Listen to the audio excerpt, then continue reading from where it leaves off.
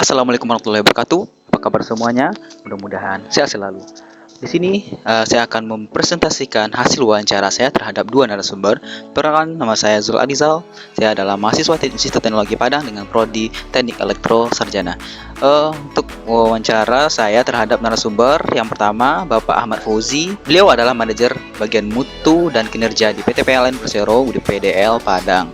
Kemudian narasumber kedua, Ibu Mardeti Febriani sebagai tenaga pengajar di SMK Negeri 1 Padang. Pada video kali ini kita akan mengangkat tema hak dan kewajiban negara dan warga negaranya. Yang pertama, hak dan kewajiban. Hak adalah sesuatu yang harus kita terima sejak kita lahir, bahkan itu adalah satu hak paten bagi diri kita yang tidak bisa diganggu gugat. Selanjutnya, kewajiban. Kewajiban itu adalah satu hal yang harus kita tunaikan terhadap satu perintah pada diri kita, dan itu adalah sebuah kewajiban yang tidak bisa kita tunda dan itu harus kita laksanakan. Selanjutnya, nilai dan moral. Nilai itu adalah satu hal yang dianggap baik atau buruk. Nilai itu adalah pandangan atau penilaian terhadap diri seseorang, baik itu hal yang baik ataupun hal yang buruk. Selanjutnya adalah moral. Adapun moral adalah aturan-aturan yang berlaku untuk memperbaiki diri seseorang. Karena jika tidak adanya aturan yang berlaku untuk moral, maka rusaknya sebuah nilai dan moral itu sendiri. Artinya, jika nilai dan moral tidak diperbaiki, maka boleh dikatakan seseorang tersebut belum ada kecakapan terhadap perilakunya sendiri. Selanjutnya kita langsung masuk ke kasus pertama, yaitu dengan tema pelecehan seksual di perguruan tinggi. Di Indonesia banyak sekali kejadian yang sering kita dengar, pelecehan seksual di perguruan tinggi. Hal ini banyak para mahasiswa yang melakukan demonstrasi atau untuk memberantas kekerasan seksual tersebut. Namun sampai sekarang ini tidak adanya solusi untuk penanganan hal ini. Dan apa tanggapan narasumber pertama dan narasumber kedua terhadap kasus yang pertama ini? Narasumber pertama, Bapak Ahmad Fauzi, menekankan kepada saya dan teman-teman bahwa kita sebagai generasi muda harus lebih banyak pembekalan diri. Pembekalan diri maksudnya adalah memanfaatkan masa muda sebagai mahasiswa generasi harapan bangsa, yaitu memperbanyak menggali informasi yang baik tentunya. Artinya dengan memanfaatkan teknologi yang ada, kemudian lebih mengatur diri, lebih mengatur kedisiplinan diri dan sebagainya. Semua itu adalah upaya untuk pembekalan diri agar menjadi masa yang akan datang untuk jadi lebih baik.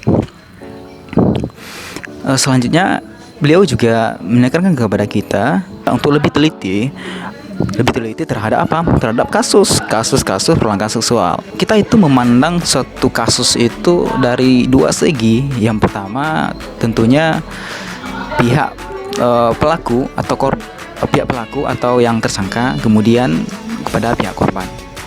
Yang tersangka belum tentu jadi pelaku, yang korban pun juga belum tentu real sebagai korban, dan kita harus lebih jeli dan teliti menilai suatu hal tersebut agar terjadinya keadilan hukum yang sebenarnya.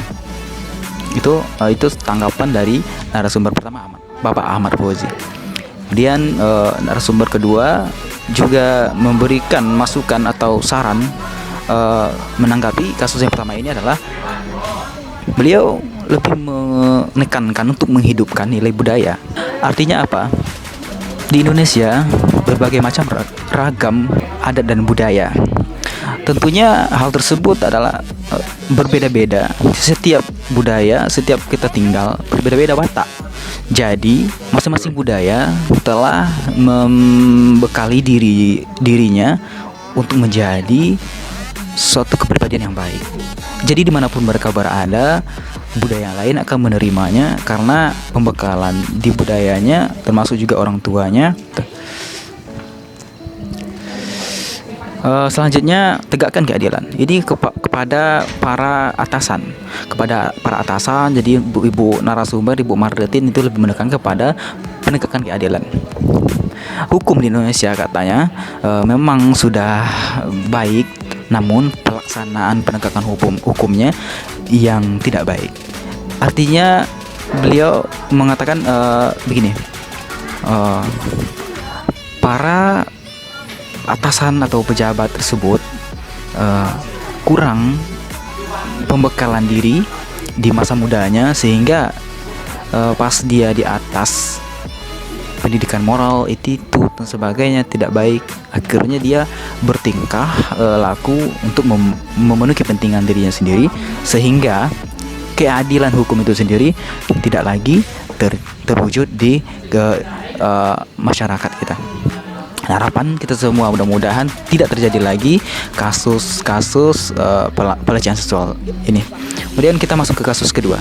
Kasus kedua ini di samping adalah gambar berupa kekerasan ya. Ini agak horor dikit ya.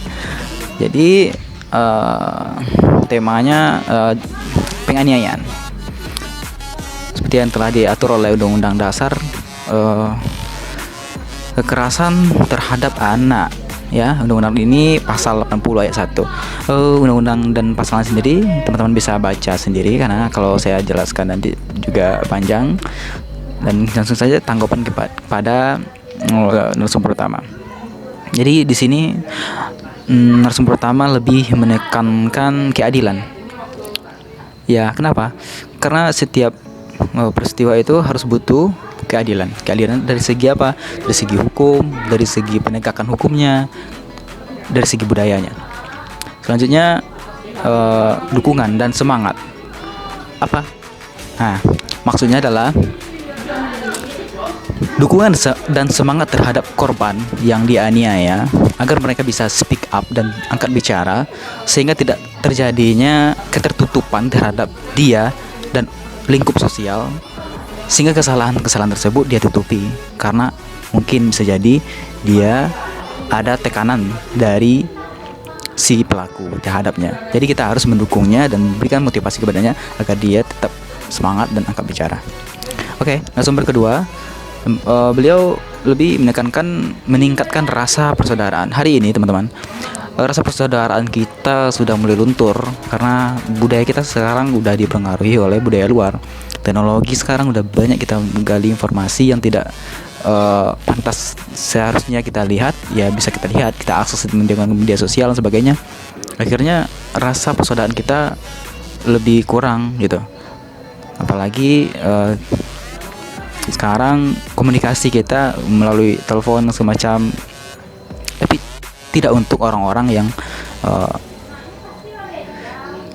yang ada rasa jiwa sosialnya, karena dia merasa bahwa kita tidak hidup sendiri saja dan kita pasti membutuhkan orang lain. Jadi rasa persaudaraan kita harus kita tingkatkan agar semua urusan kita tidak dipersulit lagi dan tidak jadinya kekeliruan terhadap sesama. Selanjutnya, musyawarah. Dalam kasus ini, itu penganiayaan, tentunya tidak semerta-merta kita menetapkan suatu kesalahan.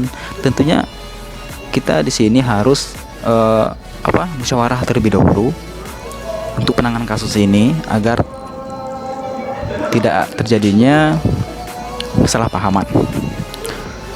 Selanjutnya kasus ketiga, yaitu tentang fakir dan miskin dan anak terlantar.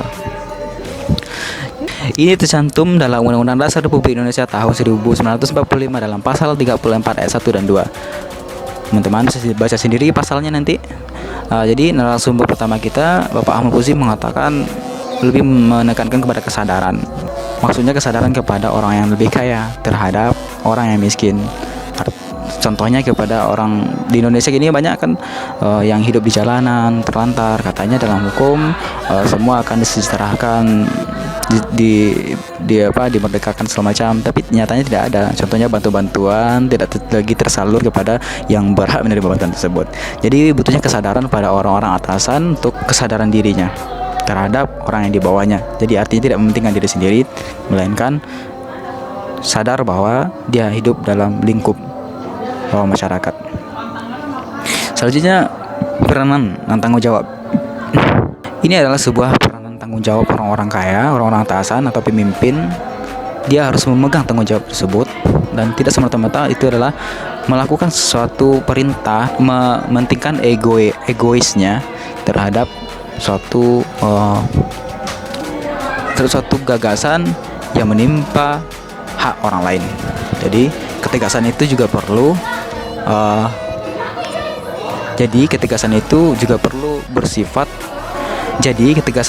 perlu sifatnya universal, agar semua orang bisa menerima ketegasan tanpa merenggut hak orang lain tersebut. Narasumber kedua, beliau mengatakan, yaitu menekankan kepada kami perbaikan attitude. Perbaikan itu maksudnya kita harus lebih memperbaiki attitude kita. Seperti di Minang contohnya, kita di sini dilatih untuk cara berkomunikasi atau berkomunikasi kepada yang lebih tua, bersikap atau berattitude kepada yang lebih muda atau seusia dan sebagainya. Di sini Ibu Marletin menekankan kepada mahasiswa tidak lagi ada senioritas di kampus, karena itu bukan budaya Minang. Budaya Minang itu sebenarnya adalah persaudaraan dan toleransi dan tingkat rasanya itu tinggi, bukan hidup sendiri aja, karena kita sadar bahwa kita hidup sosial gitu. Jadi attitude sangatlah penting, tegur sapa dan segala macamnya itu sangat penting. Kemudian selanjutnya kesadaran diri. Selain dari itu semua, kita harus penting untuk kesadaran diri bahwa memang kita tidak akan bisa hidup sendiri. Kita pasti membutuhkan orang yang kaya pun pasti membutuhkan orang yang miskin. Kita hidup sosial, pasti saling membutuhkan. Harapan ibu ini, janganlah mementingkan diri sendiri, melainkan salurkanlah hak orang lain. Lanjut. Jadi ini adalah bagian closing dari saya. Di sini ada sebuah kata-kata saya bikin sendiri, bahwa etika adalah mengetahui perbedaan antara apa yang berhak kita lakukan dan apa yang benar untuk kita lakukan. Kemudian ketegasan itu yang sebenarnya adalah tidak merenggut hak orang lain. Tegas itu sifatnya universal, butuh pertimbangan yang lebih matang terlebih dahulu agar hak orang lain tidak tertindas oleh ketegasan itu sendiri. Dan mari kita memperbaiki diri menjadi lebih baik. Mudah-mudahan kita sebagai generasi muda, perbaikan bangsa untuk kedepannya bisa membawa perubahan kepada diri kita, keluarga, bangsa, dan negara. Oke, sekian, terima kasih dari saya. Saya ucapkan banyak maaf. Mudah-mudahan video ini bermanfaat. Saya akhiri. Assalamualaikum warahmatullahi wabarakatuh.